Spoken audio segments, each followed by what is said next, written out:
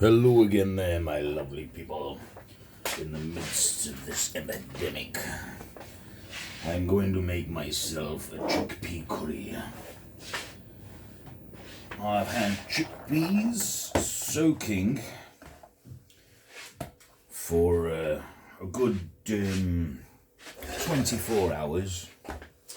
I've finally chopped up an onion, which I'm going to add in, that bit of onion skin, no, which I'm going to add into my pressure cooker, cold. So it's not been heated, it's not been, it's not hot at the moment. So it's going in cold, and then obviously with a little bit of coconut oil. Okay, the labels come off with the little piece of tape that was holding it. So we've got coconut oil and finely chopped onions. I'm going to turn this on, but I won't want to heat it up too quick. I want to heat it up nice and slowly. In the meantime, while that's doing that, I'm going to chop my tomatoes. Now I've got two small ones and one big one. That's not necessarily humongously big, but if you've got two big ones is fine. I'm only using three because these are small. We don't want the green bits in the top, so I'm going to chop that off and and obviously on the big one we chop that off, but because it's a big one I don't want to waste the tomato, so chop around it, get rid of the green bit that way. Okie dokies. So we want to dice this up. We don't want to finely chop it into like little tiny pieces, just dice it up into general cubes. When you start to cook it, it'll wreck up. 2 cuts that way, about 3 cuts this way. Obviously that's all depending on how big your tomato is, depending on how many cuts you do. So 3 cuts. So we're on cube. It's sort of like salad size, I guess. That's what we want. I mean, that one's a little long. Probably chop that one there. So we want them about salad size. Your hands are rinsed. Obviously keep your hands washed and everything, especially when doing food with this bloody stupid epidemic going on. So you can see that's starting to come up the heat. We want the water out of them onions. Oh yeah. Get my stir. Get that water out. Don't want any dry powder components in with the onions yet. We just want whole cumin seeds, and if you've got mustard seeds, you can use mustard seed as well. I don't have any mustard seeds, so and everybody has raided the shelves of this stuff. So yes, now then, where is my cumin seeds? Dig it out while there we are. Here's my bag of cumin seeds. I get some of those in there with them onions. That's a whole grain, you see. And because I haven't got any mustard seeds, what I'm going to do is I'm going to supplement it with a little pinch of chili flakes. Again, we're going to activate those with the frying of the onions. Not much, just a pinch, maybe 2 pinch, depends on how hot you want it. And we're going to add some herbs. This is a vegetarian dish, so some dry herbs. This is just the mixed herbs from nowadays. As I say, no messing around. As I say, I'll tell you what it's got in it. Herb wives, it's got dried marjoram, dried basil, dried thyme and dried oregano. So if you want the mixture of that. Obviously I'm going to be using eventually when this starts to fry, and we've got the whatever, I'm going to be using the mixed spice versions from obviously Aldi's, which contains ground cassia, ground coriander seed, caraway, ground nutmeg, ginger powder and clove powder, which actually adds quite a nice, always give them a good shake as well, nice sweet texture because of the cinnamon in the spice. Obviously I'm going to be adding other spices, of course, such as curry powder, turmeric and paprika,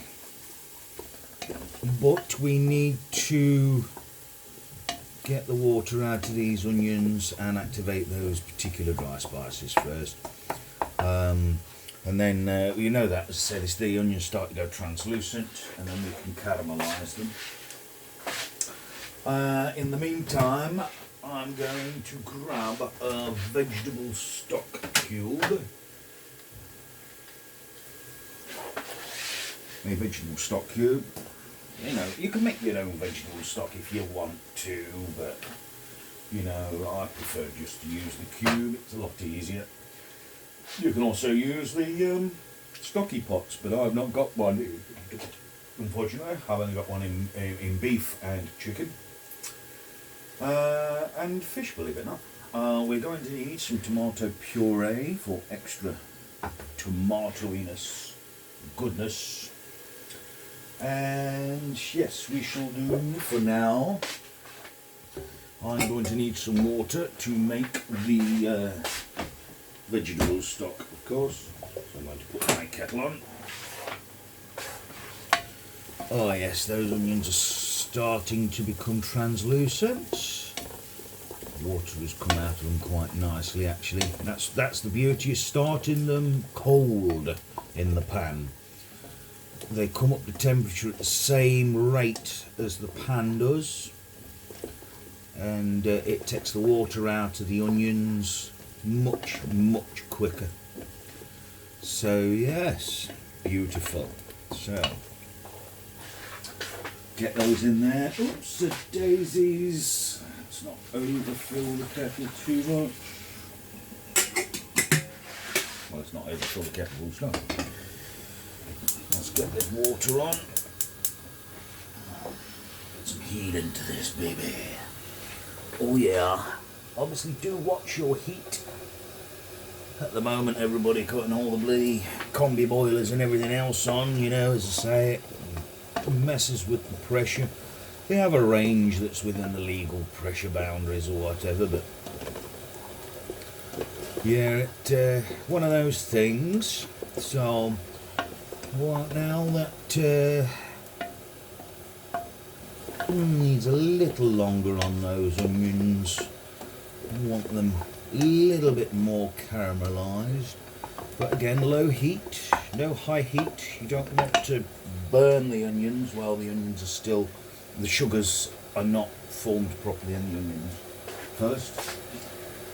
So yes. Oh, I've got that's a new one. Don't be opening another one till we use the first one. Oh, what I need is a mixing jug for the stock. It's about a litre of stock we need here. So I'm going to get my stock cube, take it out of its wrapper, dispose of the evidence, and yes, we wait for this to boil. In the meantime, we shall prep the rest of the dry spices. So those onions are looking about right now.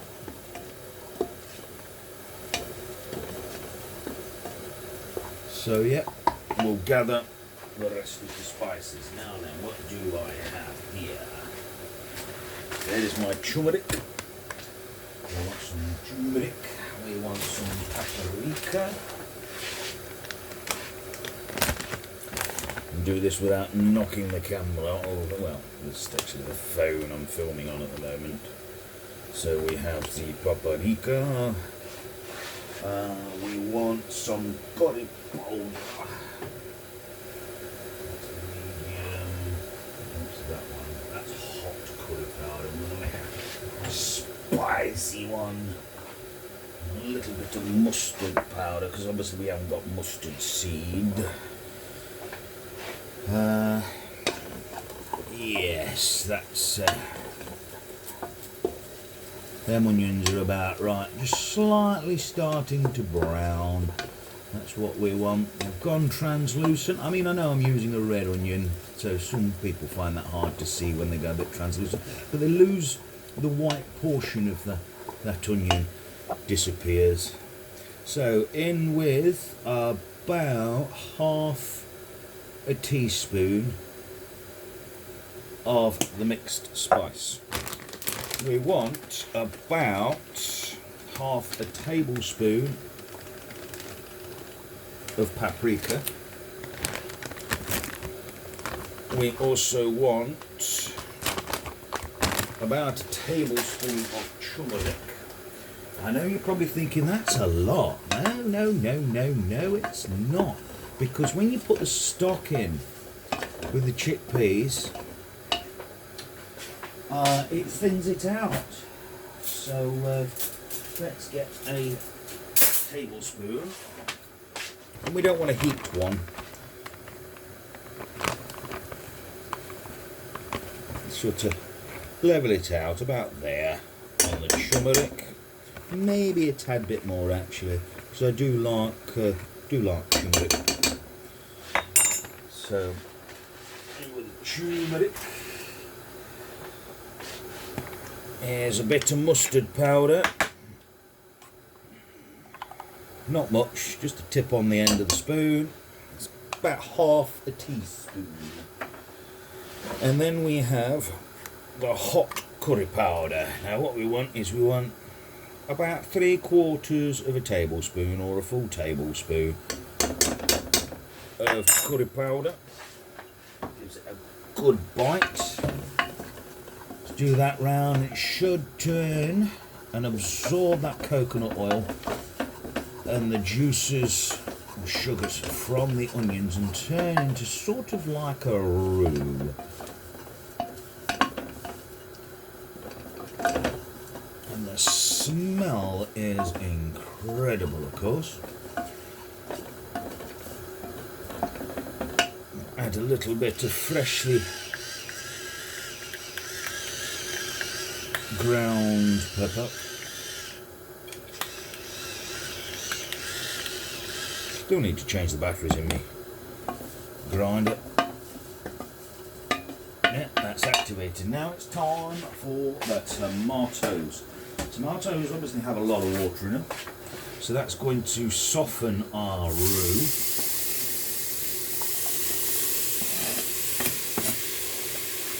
And spices.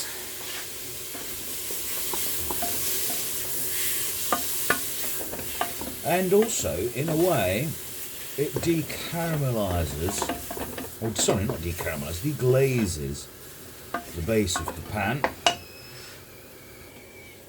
Good timing, kettle's boiled.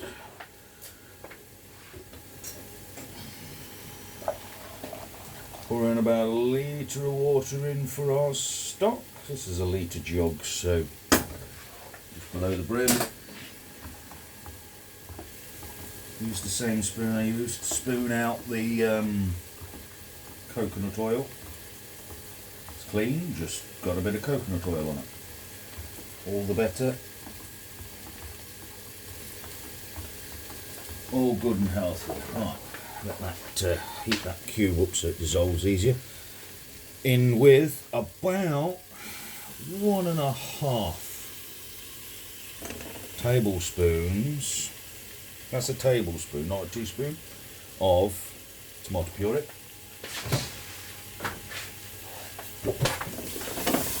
Now mixed in there with them tomatoes as they soften. It's turning into a lovely paste now. That's what we want.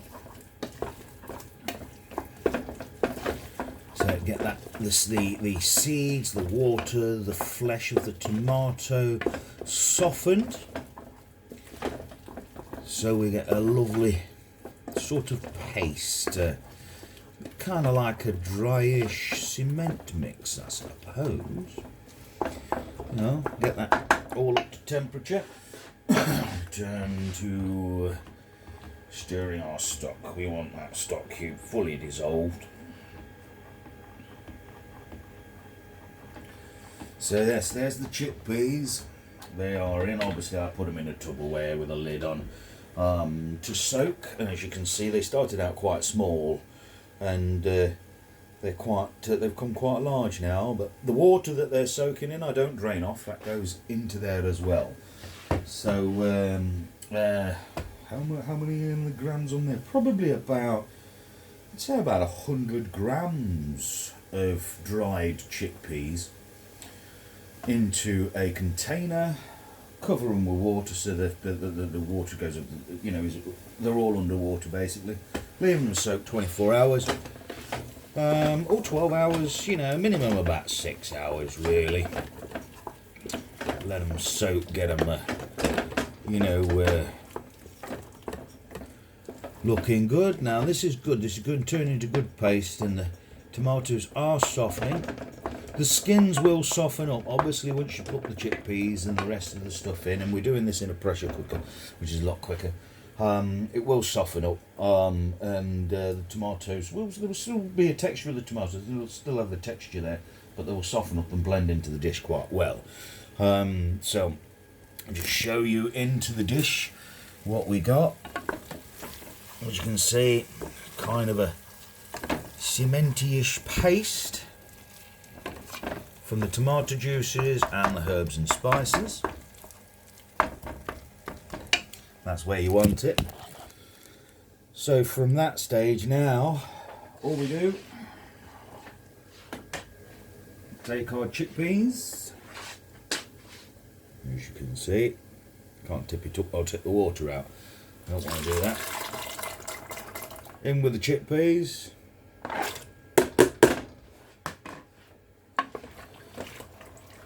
Stir them around.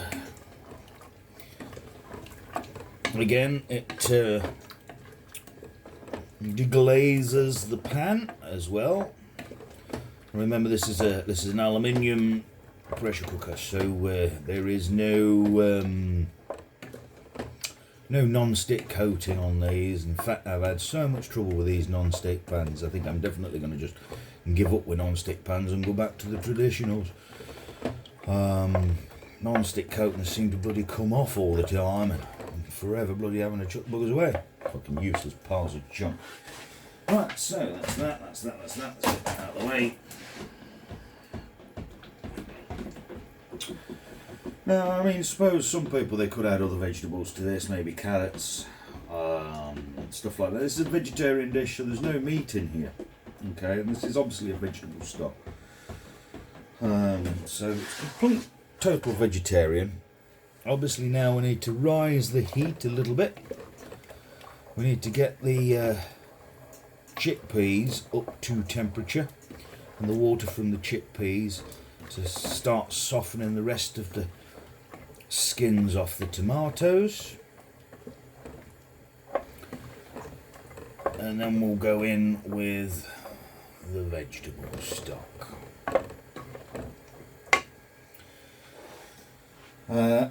Obviously at the end, when it's cooked, take a taste, see what other kind of seasonings it need, adjust accordingly, whether you needs a bit of salt, a bit more pepper, whatever it is that you're going to put in there. We're going to be using the pressure cooker on the heavyweight, which is the highest pressure, which I believe is about 16 psi. You take the weight off, it brings it down, I think, to about, on medium, that's about 10, 11 psi, and on the lowest setting, which is the lightest weight, that comes down to about 7 or 8 psi. But yeah, we're going to be cooking it on high pressure, which is the maximum of the pressure cooker, which is about 15 to 16 psi, I believe. Once we get the temperature up on this, input the stock, land on the lid. Oh yeah. So, what else do we have? That is about it. A bit of a mess here on my little side for the herbs and spices. I'll get round to tidying that up at a later time. But, yeah. What I am going to do though is I am going to add a tiny little bit more ground cumin. It just helps to, the ground cumin just helps to sop up some of the juices. In fact, actually, you can control, if you want the dish less fluidy at the end, as in less watery, you can kind of add something like maybe a garam masala in with some fresh coriander or whatever, just to, in a way, thicken it up and retain the flavour, I guess. You know, it's you do whatever you want, really. I mean, it is what it is. I mean, that's the beauty of curries. You can season them as you see fit. But yeah, as you can see, we're starting to get steam coming off. It's starting to come up to the boil, which is all good. In the meantime, we shall source ourselves a beverage.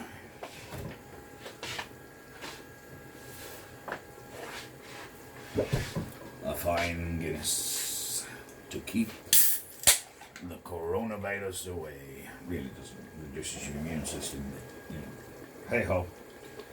We don't want to know about that. We just like a beer. Cheers. Well, I can't drink it yet, I've got to let it settle. Right, we are up to the boiling point here. Excelente. That being up at the boiling point, now what we're going to do is, in fact, I'm going to add in a couple of bay leaf leaves. You take those out. You're not supposed to eat the bay leaf leaves after it's done. So we're going to take the bay leaf leaves out when it's done. Well, I mean, they're great with bay leaves. Great with beef and other dishes. But it also works really, really well in veggie dishes. So we've got some dried bay leaf leaves here, whole leaves. Straight in. Yes. That small amount of water that the chickpeas had been soaking in is now beginning to thicken and evaporate off, which is the exact moment to take a sip of Guinness. Oh yeah, cheers. That we want to add in our vegetable stock. You could, if you wanted to, you want this a little more creamier, add in a bit of butter. But as far as the state of a vegetarian dish goes, this is doesn't require it. Right, so give that a really good stir, and because it's an aluminium pan, you have to do these processes to deglaze the bottom of the pan. Because if you don't, and then you use the pressure cooker, it sticks to the pan and burns, and then you get this horrible burn taste. So you kind of have to follow the sequence of events, as one would put it, to do it to get a good result. as one would put. So we give that a good stir like that. Now we're on high heat at the moment.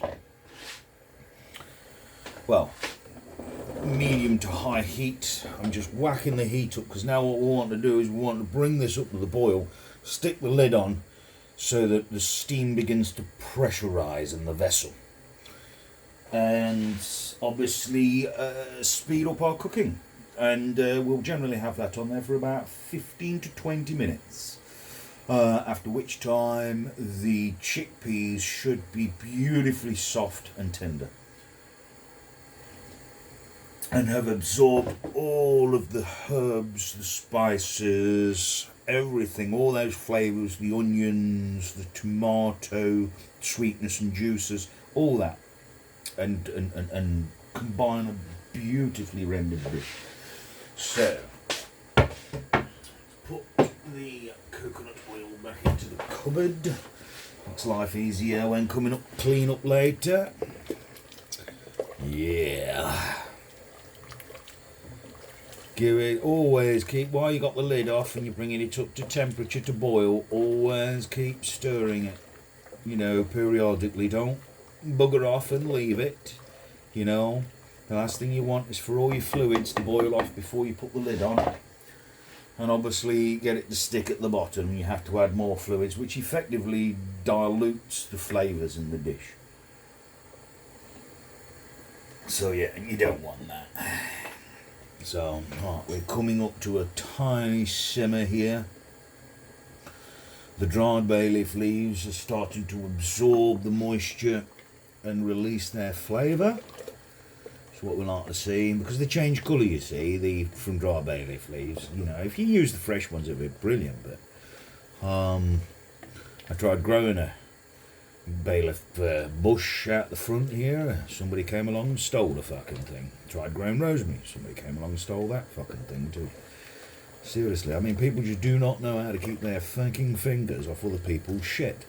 But this is the life we live in.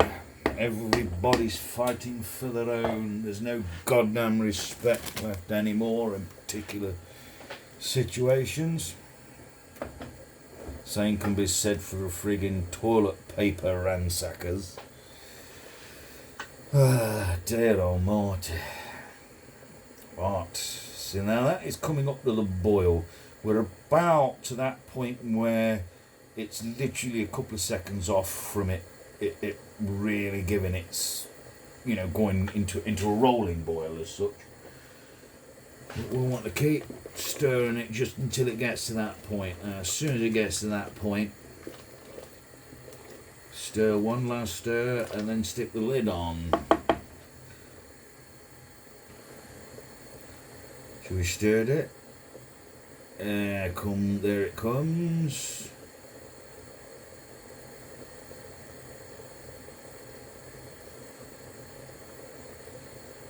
We want just that little bit more of a vigorous boil before we put the lid on.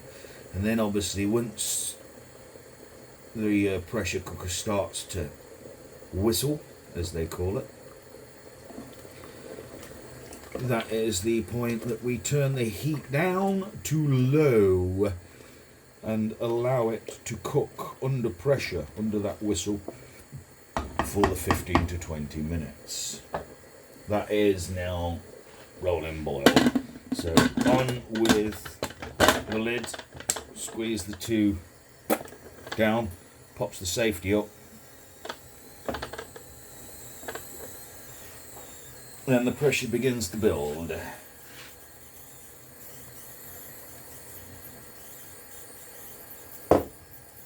Now we just wait for it to whistle.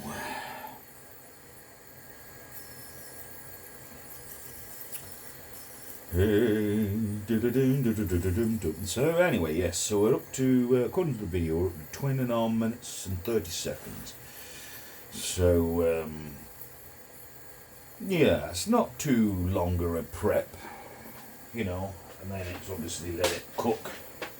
Then you serve it, and we serve it with some roti, chapatis. Some call them roti, because they're done in the pan it's done in, it's like a flat cast iron. Well, not completely flat, but like a very flat dish. Yes, as it says, do those and then sop it up and eat the chickpea curry with the chapatis. Chapatis. Chapati. What? Yeah. There you go. My pronunciation. There we go. You can hear it. Look. It's starting to the pressure is starting to rise.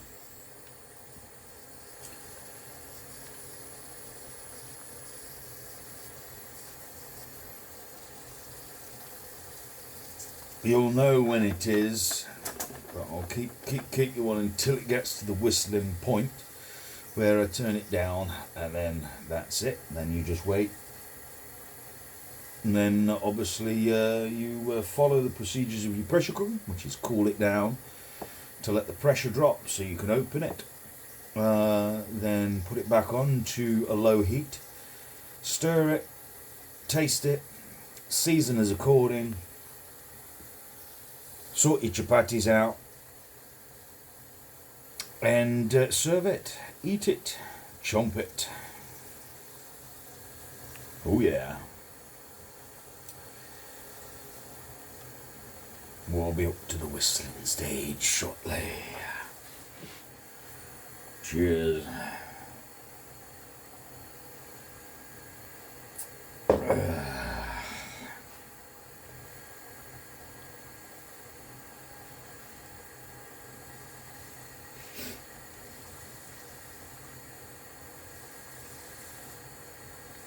Takes about 2 minutes, or should really take about 2 minutes, 2.5 minutes, to reach the cooking pressure.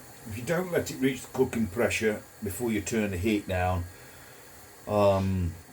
it takes a very long time for the pressure to start build up in the pressure cooker, and now obviously increases the length of your cooking time on it. But since it's starting to come up now,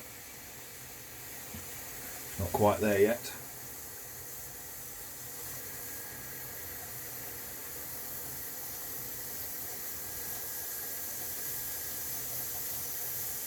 Nearly there.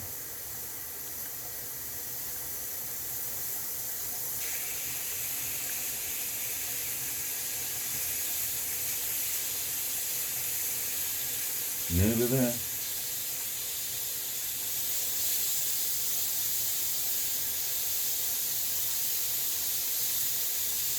Get in there. Just about there.